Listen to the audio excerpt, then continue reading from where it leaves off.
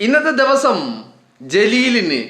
ജലീലിന്റെ കൃമികീടങ്ങൾക്ക്, ദേശാഭിമാനിയിലെ വിഷജന്തുക്കൾക്ക് ഒക്കെ നന്ദി പറയാൻ, അവരോട് വലിയ ഒരു കടപ്പാട് അവർക്കൊക്കെ നമ്മൾ രേഖപ്പെടുത്താൻ വേണ്ടി ഉപയോഗിക്കുകയാണ് അല്ലേ?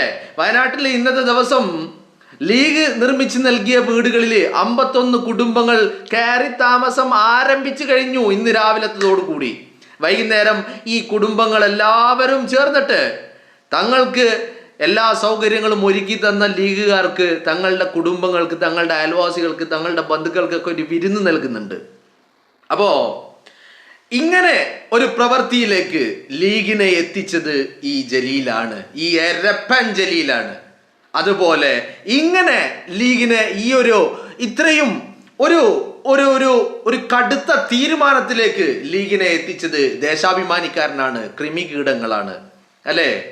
ജലീലും കൃമികീടങ്ങളും ദേശാഭിമാനിക്കാരനും ഒക്കെ ഇരുന്ന് നിരന്തരം പാര പണിതുകൊണ്ടിരുന്നപ്പോ എന്നാ പിന്നെ അതൊന്ന് കാണണം എന്നുള്ളത് ലീഗുകാരന്റെ വാശിയായിരുന്നു അല്ലേ? വാശി പിടിപ്പിക്കരുത്, നിങ്ങൾക്കത് നന്നാവൂല നന്നേ പറഞ്ഞതാ. ആ വാശി പിടിപ്പിച്ചത് കൊണ്ട് എന്തുണ്ടായി എന്ന് ചോദിച്ചാൽ ലീഗുകാരന്റെ ഊർജം അത് 10 മടങ്ങ് വർദ്ധിച്ചു എന്നുള്ളതാ. ലീഗിന് പാർട്ടിയുടെ ഊർജം അത് 10 മടങ്ങ് വർദ്ധിച്ചു എന്നുള്ളതാ. നിങ്ങളൊരു കാര്യം ആലോചിക്കണം. 2025 സെപ്റ്റംബർ 1 തറക്കല്ലിടൽ കർമ്മം നടത്തുന്നത്. 2025 സെപ്റ്റംബറിൽ 2025 സെപ്റ്റംബർ മുതൽ ഇങ്ങോട്ട് കൂട്ടിക്കോ. സെപ്റ്റംബർ, ഒക്ടോബർ, നവംബർ, ഡിസംബർ, ജനുവരി, ഫെബ്രുവരിയിൽ ലീഗ് താക്കോല് കൊടുത്തു. എന്ന് പറഞ്ഞാൽ ഒക്ടോബർ, നവംബർ, ഡിസംബർ, ജനുവരി, ഫെബ്രുവരി 5 മാസം കൊണ്ട് ലീഗ് താക്കോല് കൊടുത്തു എന്ന് പറഞ്ഞത് വിജയൻ ഫേസ്ബുക്കിൽ കുറിച്ചതുപോലെ താക്കോല് കൊടുത്തതല്ല. വർക്ക് കംപ്ലീറ്റ് ചെയ്തിട്ട് ഫിനിഷ് ചെയ്തിട്ട് എല്ലാം കൃത്യമായി സജ്ജീകരിച്ചിട്ട് ലീഗ് താക്കോല് കൊടുത്തു അല്ലേ? താക്കോല് കൊടുക്കുന്ന ആ വീട്ടിലേക്ക് ഫർണിച്ചർ അടക്കമുള്ള സാധനങ്ങൾ ആ വീട്ടിലേക്ക് എത്തിച്ചു. പിന്നെ ഈ കുടുംബങ്ങൾ അവരുടെ സൗകര്യം, അവരുടെ മക്കളുടെ പരീക്ഷ, ബാക്കിയുള്ള കാര്യങ്ങളൊക്കെ മാറ്റി നിർത്തിയിട്ട് അവര് തെരഞ്ഞെടുപ്പ് കൂടി വന്നു. അതിനിടയിൽ പിന്നെ എല്ലാവർക്കും കൂടി ഒരു പരിപാടി വെക്കണം, ഒരു ഹൗസ് വാമിംഗ് നടത്തണമെന്നുണ്ടായിരുന്നു. അതൊക്കെ നടത്താൻ വേണ്ടി അവരൊരു സമയം കണ്ടു. അതാണ് ഇന്നത്തെ ദിവസം. അപ്പൊ ഇന്നിപ്പോ കേരളത്തിലായ മാധ്യമങ്ങൾ അത്രയും ദേശാഭിമാനിക്കാരനല്ലാത്ത ബാക്കിയുള്ള എല്ലാ മാധ്യമങ്ങളും, ദേശാഭിമാനിക്കാരന്റെ കാര്യം പിന്നെ കോവിന്ദൻ പറഞ്ഞതുപോലെ പാർട്ടിക്കാർ തന്നെ ഇപ്പൊ ആ ചാനൽ കാണാറില്ല. അപ്പോ ഈ മാധ്യമങ്ങൾ അത്രയും ലീഗിനെ മുക്തകണ്ഠം പ്രശംസിക്കുകയാ, ലീഗിന്റെ നേതാക്കളെ പ്രശംസിക്കുകയാ, ലീഗിനെ ഇങ്ങനെ വാഴ്ത്തി പാടുകയാ, ലീഗിന്റെ പ്രവർത്തകർക്ക് നന്ദി പറയുകയാ. അതാണ് ഞാൻ ആദ്യമേ ഈ നന്ദി ജലീലിന് പറഞ്ഞത്. ഞാൻ ആദ്യമേ ഈ നന്ദിയും കടപ്പാടും ഈ കൃമികീടങ്ങൾക്ക്, അങ്ങനെയുണ്ടല്ലോ, ശത്രുവിനും സംടൈം നമ്മൾ നന്ദി പറയേണ്ടി വരും. അങ്ങനെ ഞാൻ നന്ദി പറയാനുണ്ടായ കാരണം ഈ കൃമികീടങ്ങള് പാര പണിയുമെന്നായപ്പോ എന്നാ പിന്നെ അതൊന്ന് കാണണമല്ലോ എന്നുള്ള വാശി ലീഗിന്റെ ഓരോ പ്രവർത്തകന്റെയും മനസ്സിലുണ്ടായി. സ്റ്റോപ്പ് മെമ്മോ കൊണ്ടുപോയി കൊടുത്തപ്പോ ലീഗുകാരൻ ഇറങ്ങിയതാ. എന്നാ പിന്നെ അതൊന്ന് കാണണല്ലോ, ഈ ഭൂമിയിൽ ആരാ കാല് കുത്താൻ വരുന്നത് സ്റ്റോപ്പ് മെമ്മോയുമായിട്ട് എന്ന് ഒന്ന് കാണണമല്ലോ എന്ന് പറഞ്ഞിട്ട് ലീഗുകാർ ഇറങ്ങിയതാ. അപ്പൊ പാണക്കാട്ടെ തങ്ങൾ പറഞ്ഞു, വേണ്ട മക്കളെ വേണ്ട, അതൊക്കെ നമ്മൾ നേരിട്ടോളാം, നിങ്ങൾ ആരും അതിന് വേണ്ടിയിട്ട് വയനാട് വരെ ചുരം കയറി വരേണ്ട എന്ന് പറഞ്ഞപ്പോ അവിടെ നിർത്തിയതാ. എന്ന് പറഞ്ഞാല് ഒരു വാശി ലീഗിനുണ്ടായി. ആ വാശി ഉണ്ടായി എന്ന് പറഞ്ഞാല് അങ്ങനത്തെ വാശി എന്ന് പറഞ്ഞാല്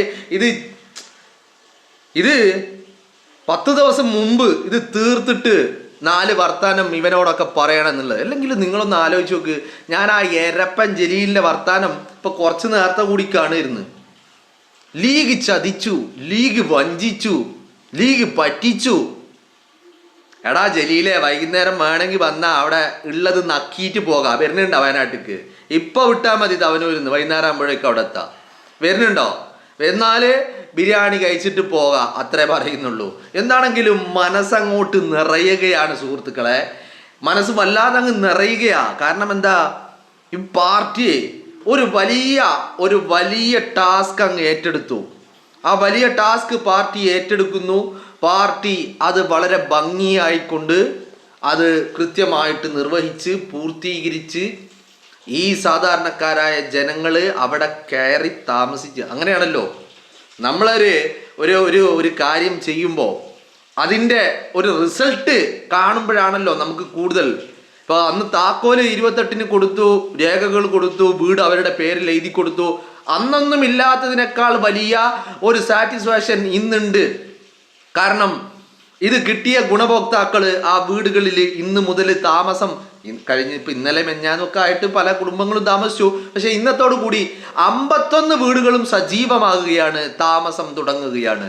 ഞാനിപ്പോൾ ഇന്ന് രാവിലെ ഇതുമായി ബന്ധപ്പെട്ട വീഡിയോകൾ ഇങ്ങനെ വന്നുകൊണ്ടിരിക്കുകയാണല്ലോ. ഏഷ്യാനെറ്റുകാരൻ കുഞ്ഞാലിക്കുട്ടി സാഹിബിനെ വിളിക്കുന്നു, മറ്റേ നമ്മളെ ആര് മൊട്ട വീരപ്പന്റെ ടീം വിളിക്കുന്നു. സ്മൃതി പരുത്തിക്കാടാണ് ഇന്ന് രാവിലെ കോഫി വിത്ത് സ്മൃതി പരുത്തിക്കാടാ. സാധാരണ കോഫി വിത്ത് അരുൺകുമാറ, മൊട്ടയല്ല, ഇന്ന് സ്മൃതി പരുത്തിക്കാടാ. സ്മൃതിയാണെങ്കിൽ കുഞ്ഞാലിക്കുട്ടി സാഹിബിനെ വിളിച്ചിട്ട് സന്തോഷം അങ്ങനെ അങ്ങനെ അണ പൊട്ടുകയാ. ഇതിന്റെ ഒരു ചാരിതാർത്ഥ്യമുണ്ടല്ലോ. ഇത് മുസ്ലിം ലീഗിന്റെ പ്രവർത്തകനെ സംബന്ധിച്ചിടത്തോളം ഈ ഹരിത പതാക നെഞ്ചോട് ചേർത്ത് വെച്ചവൻ, ഞാൻ അതിലപ്പുറമൊന്നും പറയുന്നില്ല. പാർട്ടി പ്രവർത്തനത്തിന് ഇറങ്ങിയവന്, പാർട്ടിക്ക് വേണ്ടി നോട്ടീസ് ഒട്ടിച്ചവന്, പാർട്ടിക്ക് വേണ്ടി ചുമരെഴുതാൻ പോയവന്, വോട്ട് ചോദിക്കാൻ പോയവന്, റിലീഫിന്റെ പ്രവർത്തനങ്ങൾക്ക് പോയവന്, പാർട്ടിക്ക് വേണ്ടി ജയ് വിളിച്ചവന്, പ്രകടനങ്ങൾ നടത്തിയവന്, സമരം നടത്തിയവന്, ഇതിലൊക്കെ ഉള്ള ആളുകളുണ്ട്. പോരാത്തതിന് ഈ പാർട്ടിയെ നെഞ്ചിനുള്ളിൽ ചേർത്തിട്ട് ഒരു വഴിക്കും ഇറങ്ങാതെ തന്നോട് ആരാവശ്യപ്പെട്ടാലും ഇല്ലെങ്കിലും പോളിംഗ് ബൂത്തിൽ കയറിയാൽ ചിഹ്നം കോണിക്ക് മാത്രം വിരൽ പോകുന്ന ആളുകളുണ്ട്. അവരെയൊക്കെ സംബന്ധിച്ചിടത്തോളം എന്തൊരു സന്തോഷാണോ.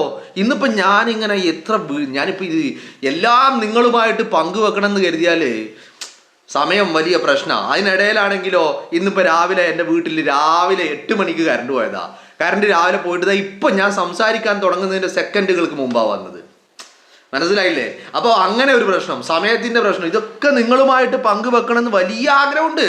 കാരണം നമ്മൾ ഇന്നിങ്ങനെ നമ്മളാണ് ഹീറോ, നമ്മൾ മാത്രമാണ് ഹീറോ, നമ്മളാണ് മാതൃക, നമ്മൾ മാത്രമാണ് മാതൃക, മുസ്ലിം ലീഗാണ് മാതൃക, ഈ പാർട്ടിയാണ് മാതൃക. അല്ലേ? നിങ്ങളൊന്ന് ആലോചിച്ച് നോക്കിയടോ. ലീഗിനെ വെല്ലാന് ആരടാ ഉള്ളത്? 750 കോടി രൂപ, സർക്കാർ, അധികാരം, സൗകര്യം, സിസ്റ്റം, എവ്രിതിങ്. പിണറായി വിജയൻ എന്താ കാണിച്ചത്? എന്നിട്ട് നിങ്ങളൊന്ന് ആലോചിച്ച് നോക്ക്. തോട്ടഭൂമി, ഇപ്പൊ തോട്ടഭൂമിയാണ്, മറ്റേ ഭൂമിയാണ്, മറിച്ചേ ഭൂമിയാണ്, അവിടെ നിർമ്മിക്കാൻ പറ്റൂല, അവിടെ വീടുണ്ടാക്കാൻ പറ്റില്ല, അവിടെ ആനയാക്കാൻ പറ്റില്ല, തേങ്ങയാക്കാൻ പറ്റില്ല, എന്തൊക്കെ പ്രചരണമായിരുന്നു. എന്നാ പിന്നെ പിണറായി വിജയൻ ഉണ്ടാക്കിയത് എവിടെയാ? അത് തോട്ടഭൂമിയല്ലേ? അത് തോട്ടഭൂമിയിലല്ലേ? ആർക്കും ഒരു വാക്കും പറയാനുണ്ടായില്ല, ഒന്നും ഉണ്ടായില്ല. ലീഗുകാരൻ്റെ വീടിന്, ലീഗ് ഉണ്ടാക്കുന്ന വീടിന് പാര പണിയാൻ വേണ്ടി ഇറങ്ങി പുറപ്പെട്ടവര്. പക്ഷെ ഇവരത് ചെയ്തത് ഒരിടക്കിന് നന്നായി. ഞാൻ പറഞ്ഞില്ലേ, അതുകൊണ്ടാണ് ഇവർ ഈ പണി ഉള്ളിന്ന് പാര പണിയുന്ന പണി ഇവര് നമുക്കെതിരെ ഇങ്ങനെ എങ്ങനെ ഇത് മുടക്കാം എന്നുള്ള പദ്ധതികൾ ഒരു ഭാഗത്ത്, അതിനുവേണ്ടി ഒരു ഭാഗത്ത് ശ്രമം നടന്നത് ലീഗിനെ സംബന്ധിച്ചിടത്തോളം വലിയ ഗുണമായി മാറി. മനസ്സിലായില്ലേ? അതെന്താ ഗുണമായി എന്ന് പറയുന്നത്? കാരണം അവിടെ അങ്ങനെ പണി നടക്കുന്നതുകൊണ്ട് ഇവിടുത്തെ ആവേശവും ഇവിടുത്തെ എനർജിയും 10 മടങ്ങ് വർദ്ധിച്ചു. എന്നാ പിന്നെ അതൊന്ന് കാണണല്ലോ, ആരാ തടയാൻ വരുന്നത് എന്ന് കാണണല്ലോ എന്നുള്ള ഒരു നിലപാടിലേക്ക് ലീഗ് എത്തി. എന്നാ പിന്നെ തടയാൻ വരുന്നവനൊന്ന് വരട്ടെ, ഓനൊന്ന് കണ്ടിട്ട് തന്നെ ബാക്കി കാര്യം എന്നുള്ള ഒരു തീരുമാനത്തിലേക്ക് ഈ പാർട്ടിയും പാർട്ടിയുടെ പ്രവർത്തകരും എത്തി. മനസ്സിലായില്ലേ? അതാണ് ഞാൻ പറഞ്ഞത്.